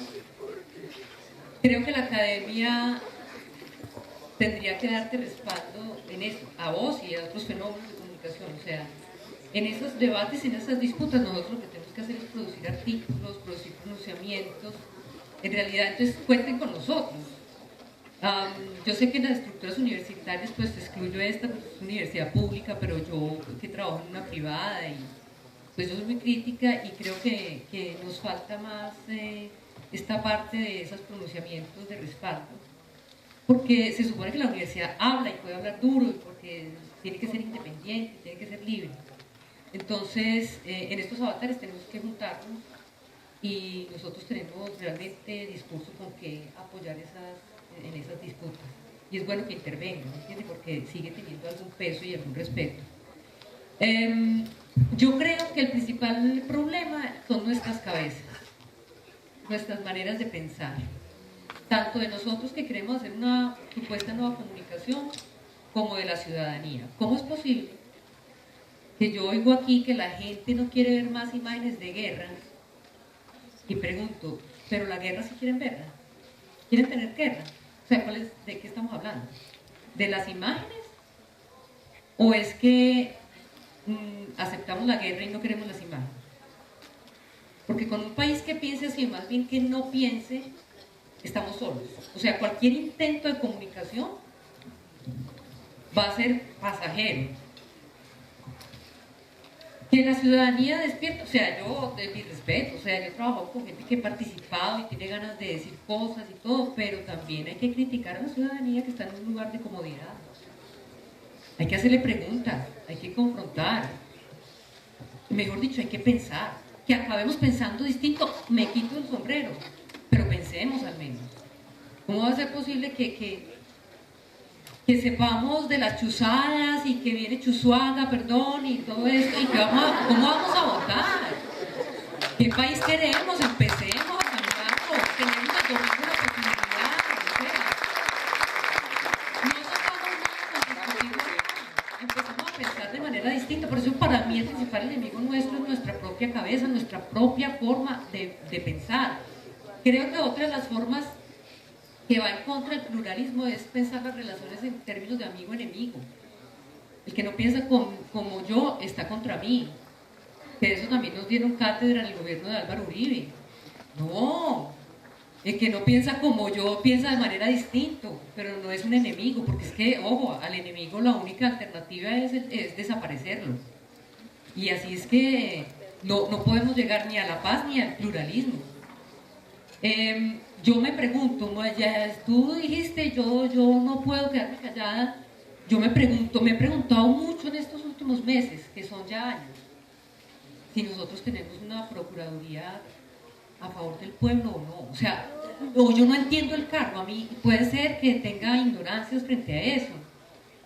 Pero la verdad que yo, como entiendo, es el poder del pueblo, está en defensa de nosotros. Y cuando uno escucha que hay discriminación frente a la comunidad LGTBI y muchas otras, por pensamiento religioso, por ejemplo, uno dice, si es un poder a favor del pueblo, la institución está bien planteada o es como se está ejerciendo y por qué no nos hemos pronunciado. Yo no sé si eso, yo que trabajo, soy ciudadana privada, digámoslo así, no tengo cargo público, puede tener implicaciones ni siquiera, porque es que esta cacería de brujas que yo creo que realmente tenemos que empezar por romper esa mentalidad de amigo-enemigo. El tema del lenguaje, me parece que por la construcción de la realidad pasa el tema del lenguaje, y quiero volver a esos estereotipos y a esos temas de cómo simplificamos la realidad con esas etiquetas, para poner solo una cosa como inquietud, con el famoso hacker de la campaña de Zuluaga. Nos están robando el término hacker, a quienes creemos en la libertad en las redes, a quienes creemos en que la ética y la cultura hacker son nuestra verdadera solución como una forma libre de circulación del conocimiento. Entre la cultura hacker, los que hacen mal uso de sus habilidades informáticas se llaman cracker. Pero ¿qué hacen los medios nacionales diciendo, y los internacionales, porque ese mismo día de los debates contra el hacker, entre comillas, de Zuluaga, agarraron a varios hackers, entre comillas, en Estados Unidos, en varias partes del mundo, una redada, y la mayoría eran chinos, que con seguridad eran hackers de los hackers, y no crackers. Pero los están tratando así, y esa es una forma de desactivar este movimiento que viene, de liberalización de la información, porque el dilema al que nos estamos enfrentando ahora es si el conocimiento es de libre circulación o si es generador de valor. Esa es la verdadera tensión que ahora estamos enfrentando, este nuevo panorama de Internet. Entonces, claro, le están haciendo el juego. Si los hackers son malos, pues acabemos con la cultura hacker, y resulta que es que los hackers son la parte de garantía real de nuestra libertad. Entonces, el tema del lenguaje me parece tremendamente clave aquí. El tema, Sebastián, que tú tocaste, que me parece sigue siendo central, y los lingüistas como nadie lo han retratado, es el problema de la usurpación de identidad. Cuando no se deja hablar a las víctimas por parte de una organización que supuestamente representa a las víctimas, eso tiene ese nombre.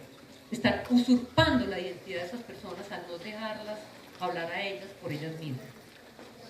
Y me parece, celebro que nos invites a todos a usar Twitter. A eso me refiero, usemos, pensemos de otra manera las redes sociales, sobre todo los jóvenes que son tan habilidosos, y pensemos en las nuevas formas de visibilidad, porque hay unas antiguas formas de visibilidad y unas nuevas formas de visibilidad, y quiero contarles que, si no lo han estudiado, el movimiento del 15M en España, pues tiene la interpretación más clásica de Castells, pero ya hay otra parte del grupo de la Universidad Oberta de Cataluña que está haciendo un análisis de complejidad de cómo fue el movimiento del 15M, y nos está hablando también, hay otros investigadores, seguramente de las ciencias matemáticas, y ojo, pensemos en esas alianzas, que conocen cómo hacer que un tema quede de trending topic durante varios meses. Clave, cambiando la etiqueta. Una etiqueta tiene una vida útil que va muriendo. Queremos estar arriba con el mismo tema, cambiemos el hashtag y pongamos otro arriba. O sea, entremos en las lógicas de los algoritmos que están construyendo en las redes las nuevas formas de visibilidad. Y con eso generamos más visibilidad para nosotros. Entonces, ya llegó ese contexto, montémonos en ese tren y aprendamos a leer esos fenómenos y a trabajar con esos fenómenos en nuevas lógicas.